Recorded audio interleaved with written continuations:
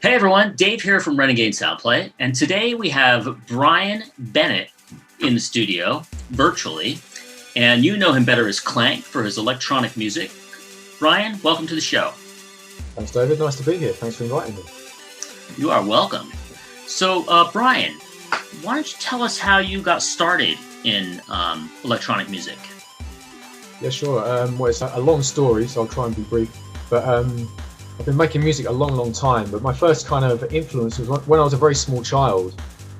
We had an electric organ. My mum was actually a pianist, or is a pianist. But for a while we had this electric organ. And it had this wooden box on the top with these kind of coloured buttons along the front. And I was only a sort of a toddler, really. And I used to ask for this, whatever this box was, to be switched on, so I could press the buttons on the front, and it went. Your first drum machine. It was an early drum machine, and what I now realise was a kind of analog drum machine. And I just love these sounds that it made, these electronic beats. And so some of my earliest musical memories are these electronic beats. Yeah. I don't know what happened to that organ or where the drum machine went. It was gone a long time ago. But ever since that kind of lost electronic music. And then around not long after this time was when Jean-Michel Jarre and music like that would be on the TV. And all the sort of TV theme tunes I grew up with in the 70s and the 80s, a lot of which were very electronic, like Knight Rider and Airwolf. Oh, I love all that stuff too. And it's funny you mentioned Airwolf, and we'll come back to that in a little bit, because one of your tracks I picked up right away, the Airwolf influence. Yeah. Funny that, yeah, that's right, absolutely. And then just all sorts of things, big influences, hip hop, especially early electro, the Africa Bambaataa stuff, Kraftwerk. Synth pop and all the UK sort of stuff, and then when dance music come along and drum and bass, all those kind of things, just naturally were part and parcel of my sort of experience, really, and influence in my music.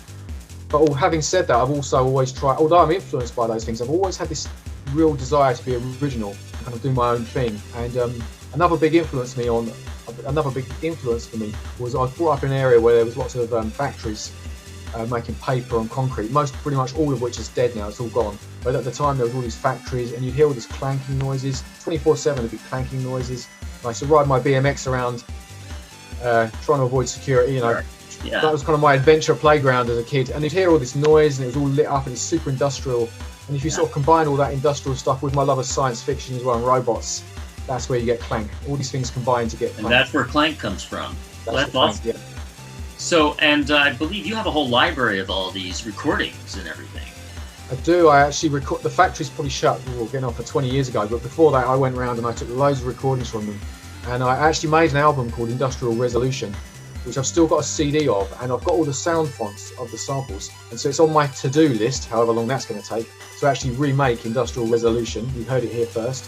So actually remake that as a sort of the Clank opus, as it were, a sort of updated version. Yeah. Very cool. Very cool.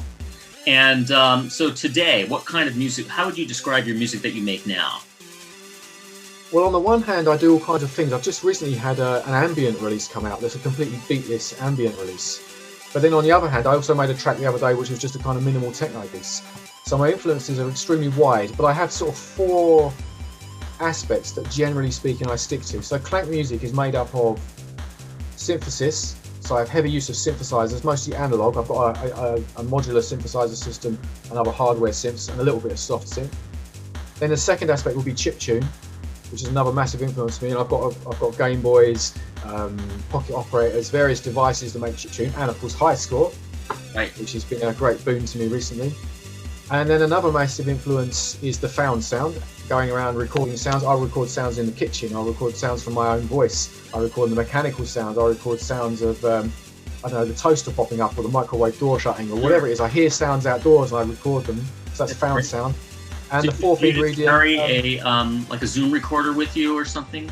I've got a Tascam. I used to have an Eddie roll that recently went wrong and I've replaced it with a Tascam. And really nice sound recording on that, really good quality. Great. And then the fourth influence is orchestral. It's like cinematic, orchestral, classical. So I wish I could have like the London Symphony Orchestra in here, but there's hardly room for myself. So instead I've just got a vast library of samples like Project Sam and the BBC Discovery Orchestra and stuff like that. No, I have that one too. It's very nice. I've collected a lot of sound fonts over the years. And so I have an orchestral, sort of the John Williams influence, Hans Zimmer, that kind of stuff, mixed with the chiptune, mixed with the found sound, mixed with the synthesis. And you kind of get That's awesome. That's great. You know, I love a lot of the especially the older like 70s and 80s soundtracks from TV shows and films, and a lot of times I'll just sit and listen to that when I'm working. If I'm not doing anything requiring audio, but I'm doing work, I put that on because it's easier for me to work to than just a bunch of music. And the way that's influenced the sort of recently fairly new genre of synthwave. Synthwave is something that I've discovered fairly recently, actually. And of course, that's a nostalgic nod back to that. Oh, it absolutely is. Yeah, but that's something that a lot of my recent tracks are now synthwave tracks, and also the chiptune. It's all this kind of retro. But then on the other hand, I'm very much looking to the future and trying to create genres from scratch or music that you can't really categorize. So just however the muse leads, you know. Absolutely. Very cool. So you recently recorded 3 tracks for High Score. Why don't you talk about those? Yeah, okay.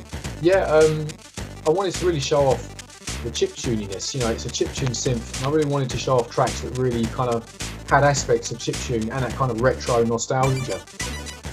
So one of the tracks I made, it's called Nindio, and that's kind of a play on Nintendo and Mario. So it's this like cutesy, almost childlike little catchy tune. Yeah. A little bit like sort of level music as the little characters bouncing along. That's the kind of influence with that. Sure. And then, as we alluded to earlier, I made a track called Skywalk. Sorry, no, I didn't. I made a track called Skylinks, which is my sort of pastiche of the Airwolf theme tune. It's and I if did you know it, you'll recognise right away, it. actually. Yeah, which was awesome. But on the other hand, it's got different notes. If anyone was really looking at it too. Yes, it does. Yeah. Yeah. So to me, the sound of High Score is just, even though it's software, because I know I've got 2 different Game Boys. I've got LSDJ. I've got Nano Loop. I've got a Pocket Operator which does real-time synthesis. So and I've had all different machines over the years. SID chip. I've got a Commodore Amiga. I know what these things sound like. And although High Score is software, it's captured it brilliantly. So I really wanted tracks that showed that off, that nostalgic sound. Yeah. Very cool.